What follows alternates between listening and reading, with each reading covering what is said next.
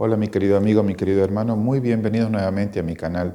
Tenemos apasionantes historias. Tenemos, por ejemplo, el primer punto, a Josué. Tiene sueños, sus hermanos escuchan sus sueños, tienen envidia, lo capturan, lo venden como esclavo. Sin embargo, José decide seguir a Dios y Dios va con él a Egipto. Eso tiene grandes aplicaciones para nosotros. En segundo punto, tenemos que mientras él comienza a desarrollarse allá en Egipto, aún como esclavo, ya viene una tentación, la tentación del sexo. Nos pasa a todos. La Biblia tiene la forma exacta de cómo resistirla. Lo dice acá, este consejo vale una montaña de oro. Lo vemos a continuación. En tercer lugar, tenemos el tema de que él comienza con la interpretación de los sueños, primero a dos sirvientes del faraón, luego al faraón mismo. Y Dios lo prospera, lo eleva de esclavo a primer ministro de Egipto. Eso también tiene aplicaciones para nosotros, como de lo pequeño a lo grande, en las manos de Dios podemos estar nosotros y hacer estas cosas. Va a continuación.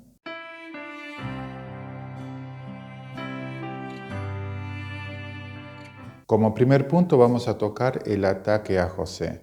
Vamos a ver para ello Génesis 37, el versículo 19, el 24 y el 28 en pantalla. Dice así: Y dijeron el uno al otro, he aquí viene el soñador. El 24, y le tomaron y le echaron en la cisterna, pero la cisterna estaba vacía, no había en ella agua.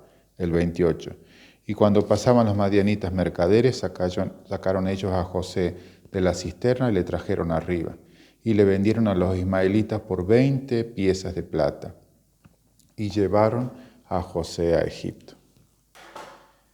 Esto es un tema increíble. La historia comienza con el tema de Jacob. Jacob llega y finalmente en Canaán tiene 12 hijos, de los cuales destaca uno, José. 17 años tenía José en esta historia y sin embargo tenía él una preferencia por Dios manifiesta. Tenía una vida limpia porque Dios se comunica con aquellos que le buscan. Y tenía ciertamente el favor de Dios. ¿Cómo se expresaba esto? Porque Dios le daba sueños. De hecho, de una vez y otra vez, y el hecho de la repetición justamente implica que Dios lo estaba siguiendo, Dios lo estaba bendiciendo en forma especial. Ya una vez quizás, pero 2 veces, era evidente que Dios lo estaba buscando y lo estaba siguiendo a José y bendiciendo. Y esto lo notaron todos, porque él inocentemente, los hermanos eran diferentes en sus formas, en sus preferencias, inocentemente él les contaba y entonces lo apodaron el soñador. De hecho, la palabra hebrea en realidad significa experto en sueños, lo cual era totalmente cierto. Sin embargo, esto parece indicar que Dios eligió o elige a alguien. En principio, Dios puede elegir a alguien, porque es su soberana voluntad en todo el universo elegir para ciertas funciones a quien Él desee. Sin embargo, en el tema de José, era como un desarrollo espiritual manifiesto y Dios se comunicaba con él porque era evidente con el tema de los sueños. El tema de los sueños pertenece a un don especial que se conoce como el de profecía, que significa el hablar de parte de Dios. Y el sueño es una de las formas en que Dios se comunica con el que es profeta.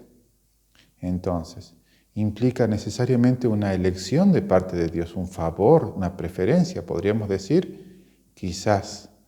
Y se lo interpretaba mal porque los hermanos, y eso pasa al segundo punto, los hermanos tienen cierta envidia, de hecho cada vez es peor, pero aquí hay un problema, porque Dios elige a alguien en preferencia de otros.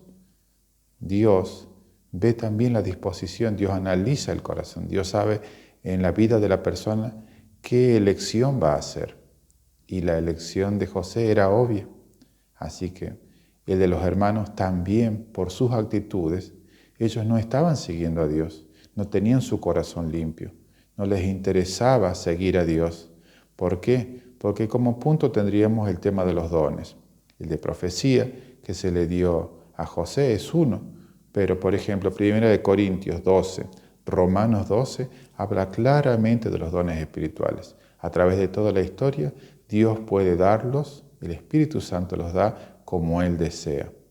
Los dones se reciben, son un regalo de Dios. No es que nosotros lo merezcamos en particular, ni puede ser motivo de orgullo el tipo de don. En estos 2 capítulos que mencionamos se relata que los dones espirituales son, primero, don de Dios. Segundo, tienen una función que es para beneficio de la iglesia. Tienen una función colectiva de servicio en la iglesia.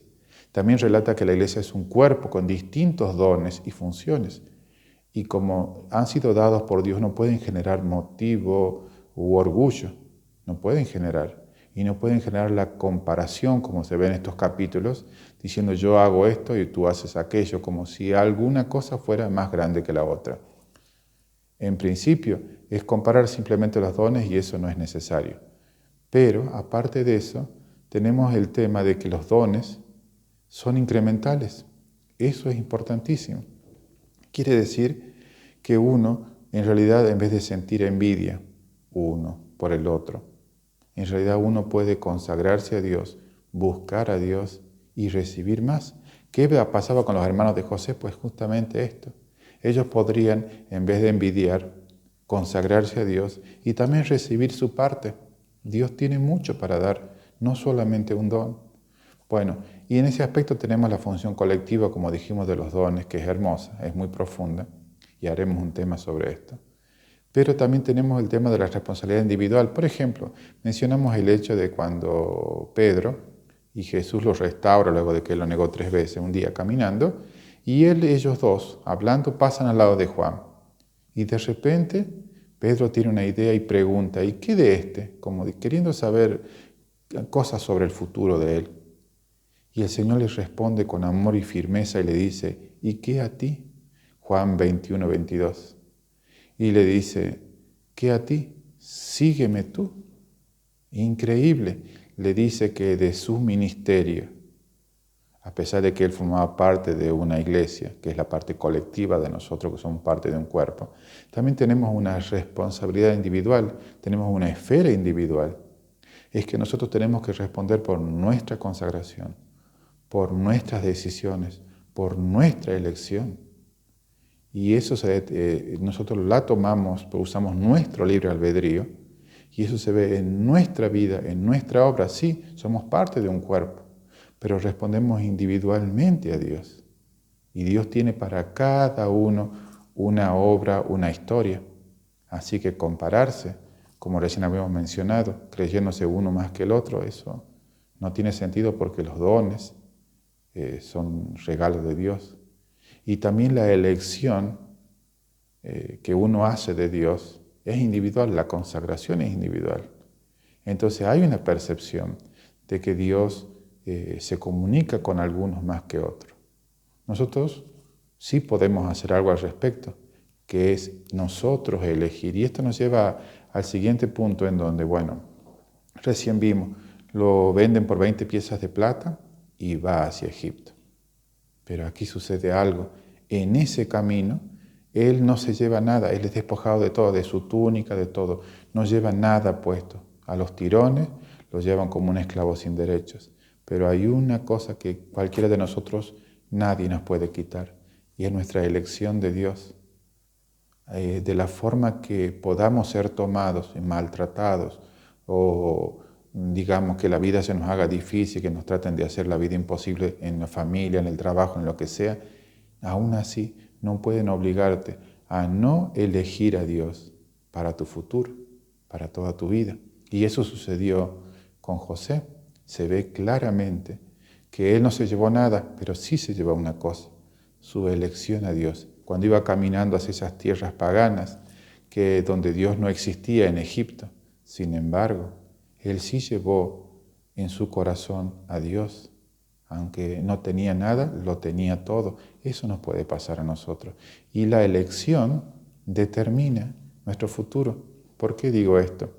Porque la gente piensa que todos somos pecadores, y eso es cierto.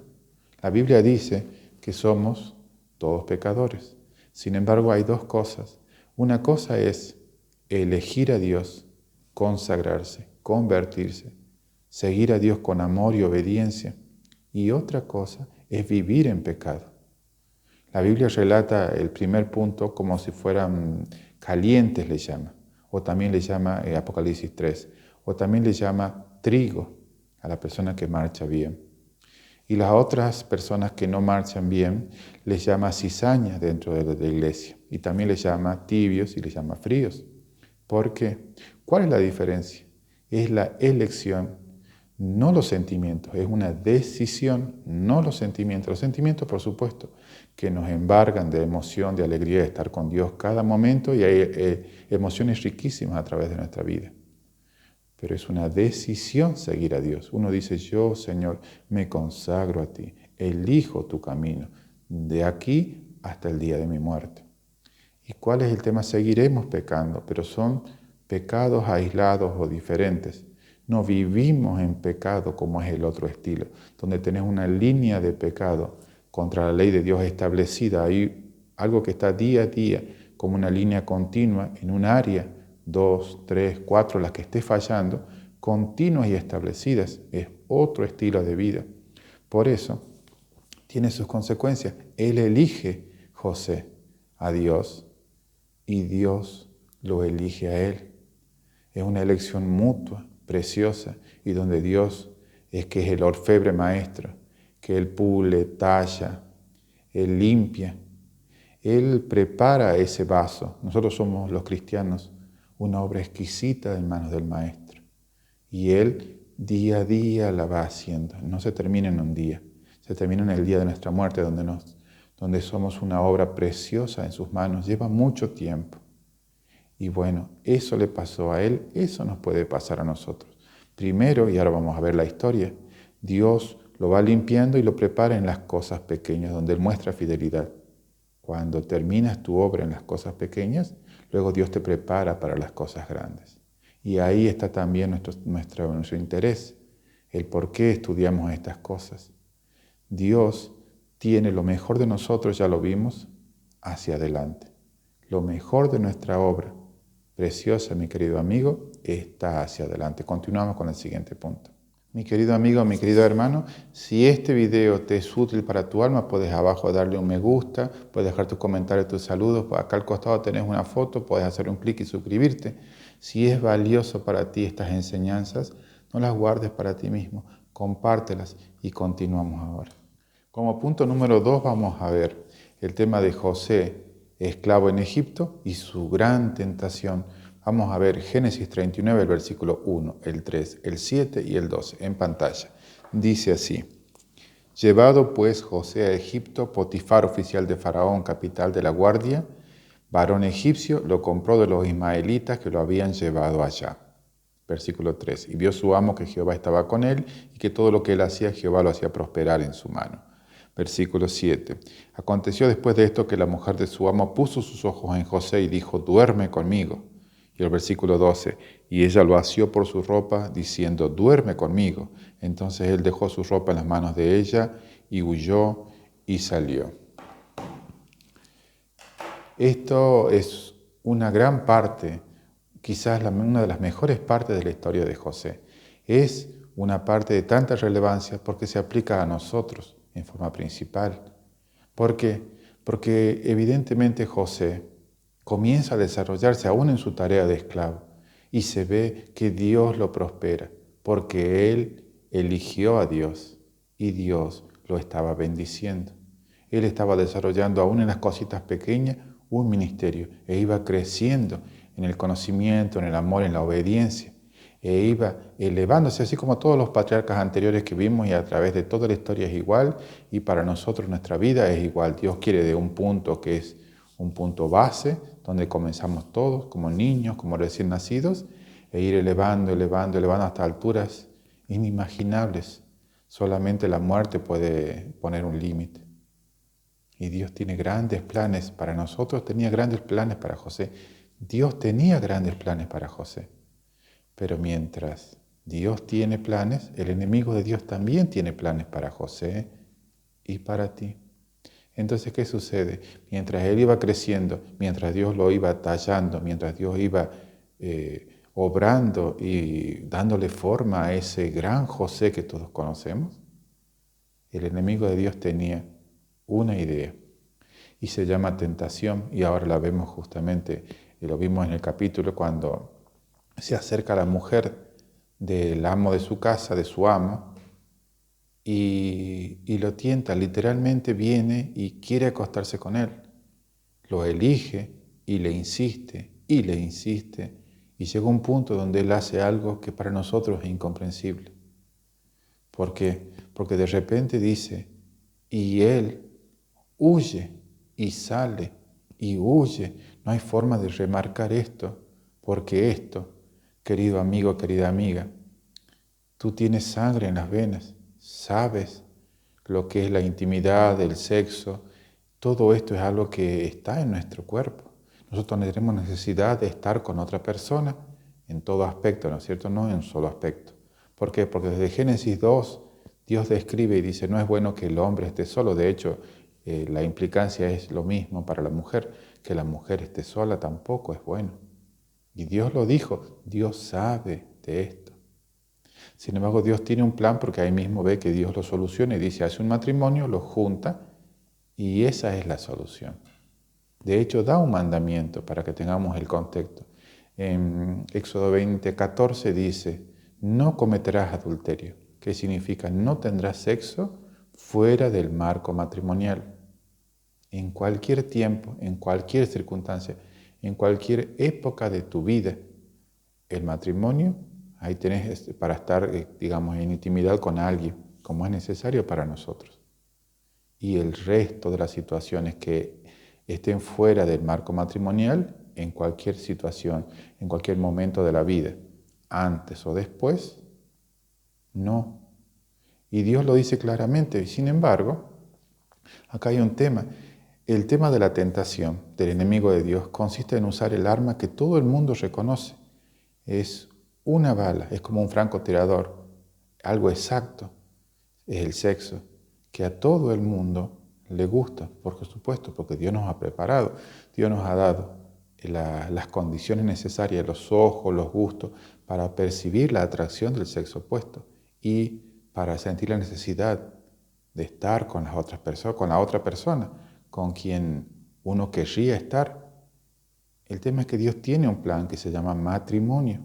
Y es algo que ahora parece pasado de moda, pero si se entiende bien, realmente no lo es. ¿Por qué? Porque Dios creó lo que para nosotros es atractivo. Así como Él, cuando la trae a Adán, Eva la trae a Adán, Dios la hace atractiva para Él. Y de hecho Adán era atractivo para Eva.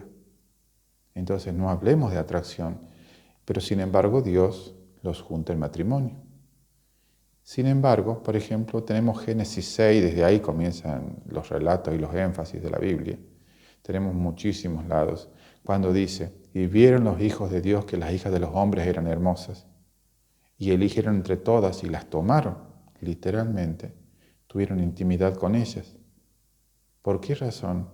No porque ellos necesitaban, querían, digamos, estaban solos, o la mujer estaba sola en este caso. Y automáticamente, bueno, nos juntamos porque estamos solos. Eso suena bastante lógico. Sin embargo, a Dios no le gustó porque se mezclaban el cristiano, el creyente, con el no creyente. Y se mezclaban fuera del matrimonio. Doble error. Ya lo vimos el otro día, el tema del creyente y no creyente en lecciones anteriores, y también el tema del adulterio, por ejemplo. Tenemos que esta misma forma, que se llama tentación, o sea, una prueba que hace el enemigo de Dios, cuyo objeto es que caigas, y el resultado es la destrucción, no necesariamente la muerte.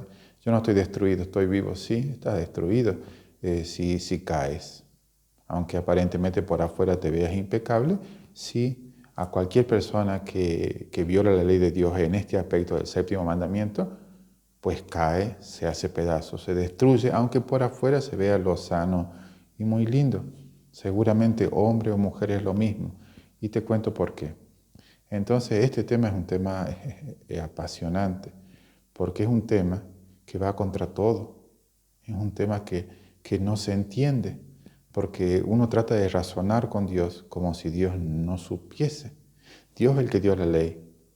Dios es el que dio la hermosura en ambos sexos. Dios es el que puso tus ojos así bien abiertos, tus gustos tu necesidad de estar con otra persona. Dios lo creó. Entonces parece lógico que simplemente uno se junte con el que uno se sienta atraído y ya está. Eso parece bastante lógico.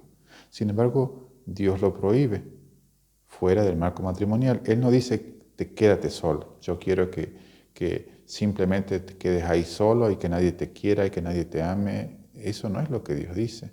Lo que Dios dice es, no vayas sin el marco matrimonial a tener intimidad con alguien.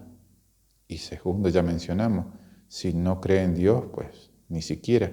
O sea, ambas cosas combinadas o solas es igual.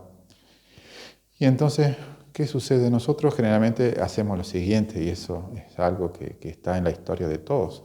Resulta que estamos a las 4 de la mañana con alguien, que salimos por algún lugar oscurito, tratamos de que los padres no nos acompañen, tratamos de acercarnos justo a esa persona que tiene esa forma de hablar tan linda, que ya es sabio para hablar y con el sexo opuesto, que tiene todos esos movimientos atractivos, esa vestimenta atractiva, porque se viste en forma que se exhibe, que queda quizás así, como que uno queda con los ojos abiertos. Por supuesto, porque Dios creó esa hermosura para que nos impacte. Pero ¿cuál es el tema? ¿Por qué Dios destaca esta actitud de José? José no dice, esta chica es fea. De hecho, él nunca tuvo una. Por lo tanto, es una oportunidad técnicamente, diría cualquiera, de oro. Es para simplemente caer. Es casi como que la gente dice, ¿y qué querés? Yo he escuchado, dice, bueno, yo soy hombre, soy mujer. Es como si no hubiera nada más que hacerlo. Y entonces, ¿por qué simplemente él hace algo? Y la Biblia es muy hermosa cuando dice el consejo. Dice, huye, sale, huye. Pone sus pies en polvorosa, como sabemos decir los latinos, y huye. Esto es totalmente increíble e inconcebible para la mente normal, porque el sexo está hecho justamente como produce mucho placer, es realmente algo que está en la misma sangre. Pero sin embargo, nosotros tenemos mil excusas de las situaciones que nombramos, que son situaciones que no debemos estar en esas situaciones, hasta también con las personas. Nosotros vamos, contemplamos, estamos junto con una persona que es atractiva, pero no tenemos que estar a solas con él, no tenemos que estar en esos contactos con esa persona, porque eso nos pone en un terreno peligroso. No tenemos que estar a ciertas horas, no podemos decir, bueno, subí a ver a mi departamento, subí a mi casa y fíjate porque tengo un nuevo collar, le compré al perro, vení. Esos son simplemente si estás sola y él está solo, o al revés, hombre, mujer es lo mismo, y de repente están solos. Hay una situación para eso. Y hay un peligro. Todos sabemos cuando hay un peligro, sabemos cuando hay una afinidad, que como le llaman también aquí, química. Sabemos cuando hay algo así, como una atracción. Y entonces, ¿cuál es este tema? El tema es que todos tenemos gustos. Y así como los siervos de Dios, Dios los elige, como lo vimos en todo el capítulo, Dios elige para que los talla y de acuerdo a la disposición y la consagración va usándolos. También el enemigo de Dios utiliza hombres y mujeres para tentar al sexo opuesto que cree en Dios, justamente los elige para los gustos de esa persona. Por eso es que nos gusta y casi es irresistible. Sin embargo, aún incluso la última de las excusas que dice, yo quisiera que esa persona sea salvo, Dios lo ama, o tendré relaciones porque Dios sabe que en el futuro yo me voy a casar con esa persona. Cualquiera de esas excusas incluso quedan anuladas. ¿Por qué? Porque se viola la ley de Dios. Entonces tengamos consideración de nuestras almas y pensemos, Dios sabe de la belleza. Por ejemplo, en Proverbios, capítulo 2, el capítulo 5, el 6, el 7. Increíble cómo Dios habla, por supuesto, mencionando a la mujer, pero lo atractivo de ambos sexos, ¿no es cierto? Entonces, habla de la suavidad de la voz, de la dulzura, de cómo te atrapa, te envuelve con tus palabras, cómo te invita y todo ese tipo de cosas que nos sucede a diario. ¿Cuál es el objetivo? El objetivo es derribar a una persona, no matarlo, derribarlo. En Números, por ejemplo, 25, 1, 3 y 18, claramente los hebreos, estos que se ve que conquistan la tierra prometida, un día tuvieron una falta. Las mujeres madianitas, por eso el versículo 18 justamente habla del ardid, del engaño. Mediante la hermosura lo tentaron, los hicieron que tuvieran relaciones, luego terminaron adorando sus ídolos y se contaminó el pueblo y fueron presa fácil. Eso mismo pasa con nosotros. ¿Qué pasa si simplemente José lo hubiese hecho? Cualquiera de nosotros hace y da este paso y nadie se entera, en la oscuridad y en el anonimato nadie sabe. Uno se contamina y cuando uno se contamina es derribado y cuando uno es derribado uno pasa a ser inútil, no porque nos sirva, sino porque los dones y el Espíritu que habita de Dios en nosotros, esto cae. Nosotros ya no tenemos las percepciones, no tenemos los gustos, perdemos la pureza, perdemos la consagración, perdemos la utilidad. Nosotros caemos. Por supuesto que podemos arrepentirnos y Dios nos va a perdonar, eso seguro. Pero quedamos completamente anulados, es como que nuestros ojos, nuestros gustos para ayudar, todo se contamina. Y aunque no lo querramos, pasamos, de hecho, la mayoría de las veces en realidad no queda con una sola vez y se llega a algo continuo con esa otra persona. Y entonces terminamos anulados porque el pecado se instala en nosotros y ya no somos útiles, ya no percibimos, ya no estamos al servicio de Dios.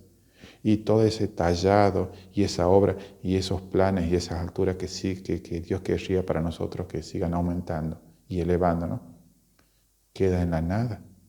Somos derribados, caemos al piso. Por eso Dios nos dice con amor, no lo hagas, hijito. Yo tengo algo especial para ti en el futuro. Yo tengo ese amor, esa intimidad. De hecho, en la vida de José se ve como Dios lo bendice con hijos y con prosperidad. Y Dios le tiene una gran obra que hubiese sido interrumpida si Él lo hubiese hecho. Eso nos pasa a nosotros, mi querido amigo. Hombre y mujer, tenemos una sangre y tenemos todas las de perder. Por esa razón, el método de Dios es tan fabuloso. Yo puedo decirte realmente, mi querido amigo, que no hay nada, una de las cosas más sabias que he leído. Literalmente, si alguien te atrae, ni siquiera digas que lo vas a evangelizar o algo. Literalmente obedece a Dios así como dice su palabra. Date media vuelta. Huye. Nada de prestigio, nada de que pensarán que soy un tonto, una tonta, que soy un tímido, un mojigato, que pensarán que no me animo a charlar con alguien a solas. O sea, cualquier excusa que quieras darte a ti misma, simplemente huye. Pon tus pies para el lado opuesto, cierra tus ojos, orá y decirle, Dios mío, eso es fantástico, llévame de aquí, sácame de acá, huir. Y eso funciona, te puedo asegurar. Y las bendiciones que van después, porque uno se fortalece. Y Dios riega de bendiciones. Mientras el enemigo de Dios trataba de derribarte, Dios te está mirando. Y si pasas la prueba, Dios tiene bendiciones y desarrollo para ti adicionales. Como se ve en la vida de José, puede ser en la vida de nosotros. Como tercer y último punto tenemos, Josué interpreta los sueños en dos ocasiones diferentes y vamos a leer para eso Génesis 40, el versículo 8 y tenemos también Génesis 41, el 15 y el 16 en pantalla. Dice así, 48. Ellos le dijeron, hemos tenido un sueño y no hay quien lo interprete. Entonces les dijo José, ¿no son de Dios las interpretaciones? Contádmelo ahora. Vamos al 41, el versículo 15 y 16. Y dijo Faraón a José, yo he tenido un sueño y no hay quien lo interprete, mas he oído decir de ti que oyes sueños para interpretarlos. Respondió José a Faraón diciendo, no está en mí, Dios será el que dé respuesta propicia a Faraón. Increíble, salimos del anterior punto donde él se conserva íntegro, resiste la tentación del sexo tan difícil hoy en día resistir. Él lo hace y Dios lo bendice. Primero, él se conserva útil. y sigue conservando su don. Y aunque él no haya tenido en principio más sueños, sí Dios usa ese don. Y dos personas, la historia es así, dos personas envía a Faraón a la cárcel porque habían hecho algo malo, y bueno, obviamente están en la cárcel esperando un veredicto. Uno era el copero, otro era el panadero, el jefe de ambos, o sea, jefe de los coperos, jefe de los panaderos. Y están en la cárcel y José los ve abatidos y tristes y les pregunta, el primer versículo que leímos. Y entonces dice, eso es importante, no son de Dios las interpretaciones. Contádmelo, o sea, Él es el que tiene el don, pero da la gloria a Dios. Volvemos a lo mismo que estábamos en el punto pasado, en el punto que hace rato que pasamos, cuando dije 1 Corintios 12, Romanos 12. Los dones espirituales son de Dios, son regalo de Dios, los poseemos nosotros.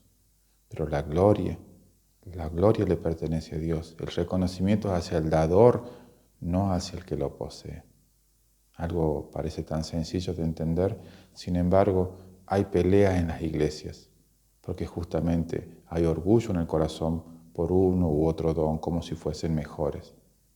Él tenía este don, el don de la profecía, que incluía, de ser profeta, que incluía el poder entender los sueños, o sea, que venían de parte de Dios y que si no, Dios revelaba mediante un sueño, o sea, algo del futuro, y Dios podía darle interpretación. En este caso, eso es lo que hace. Primero con estos dos siervos de Faraón y les interpreta bien. A uno lo cuelgan y a otro lo restauran, que es el jefe de los coperos. ¿Qué sucede con esto?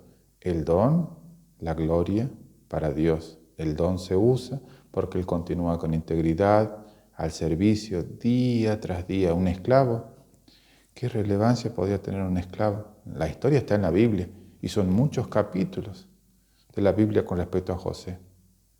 Pero aunque la Biblia lo menciona y para Dios era gigante, para la gente común un esclavo no era nada. Y esta historia está perdida en el tiempo, la Biblia la rescata.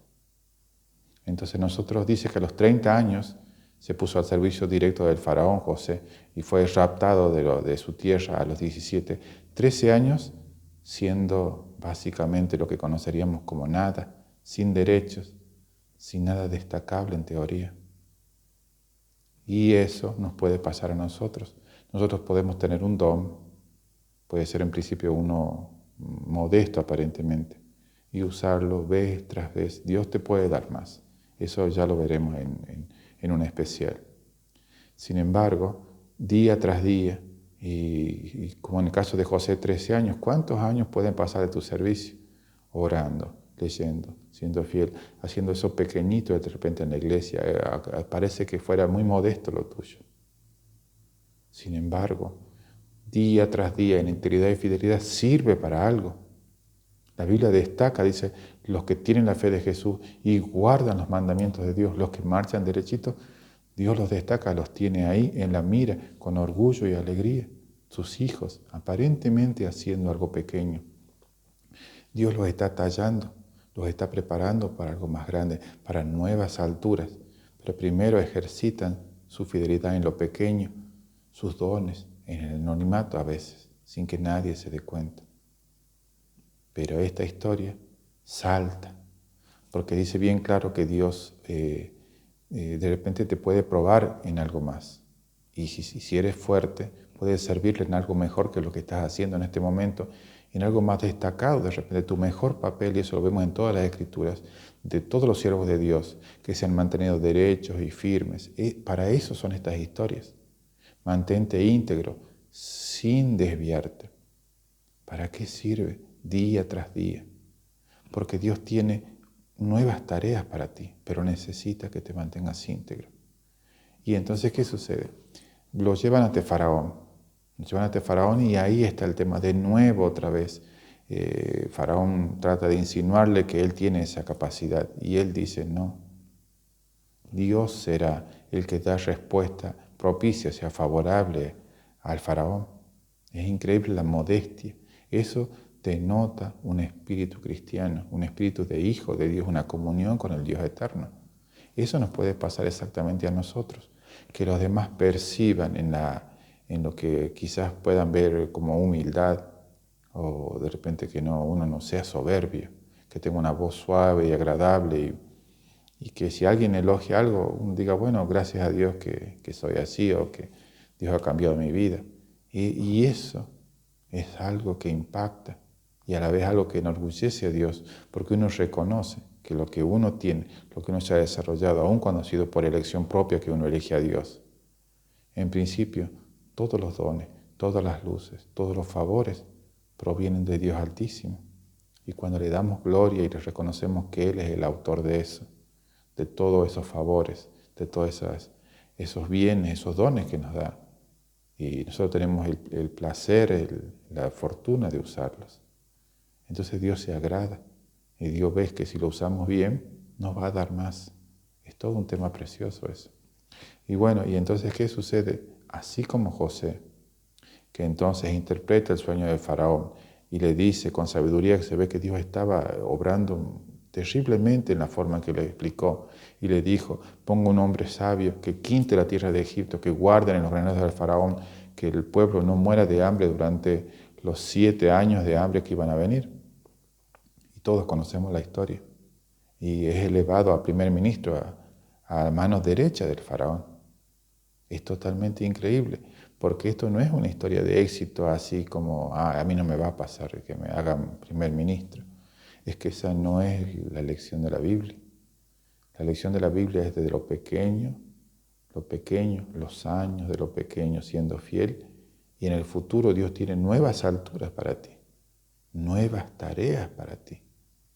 Siempre en la Biblia dice que las mejores partes son la parte que va hacia adelante del Hijo de Dios, la vida futura y no la pasada.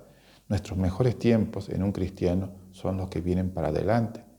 En la vida de Abraham, en la vida de Noé, en la vida de Juan, en la vida de cualquiera que puedas mencionar, de Daniel, lo que sea, siempre sus mejores acciones, su mejor servicio, siempre está para adelante. Eso es el caso nuestro. Estamos vivos, estamos tratando de ser consagrados a Dios, y mañana debería estar más consagrado que hoy, y mañana debería conocer más a Dios y así en el futuro más a Dios que ahora, y debería estar más dispuesto y tener mayor intimidad con Él, mayor comunión, mayor compañerismo, mayor amor, y por supuesto, tu mejor obra siempre va a estar en el futuro. Eso es un gran secreto, mi querido amigo, mi querido hermano. Te ruego que lo veas en la Biblia. Fíjate. Hasta el momento de la muerte puede ser nuestro mejor momento. Realmente es valiosísimo esto. Y te ruego que lo estudies, que lo repases, que lo veas y que lo disfrutes.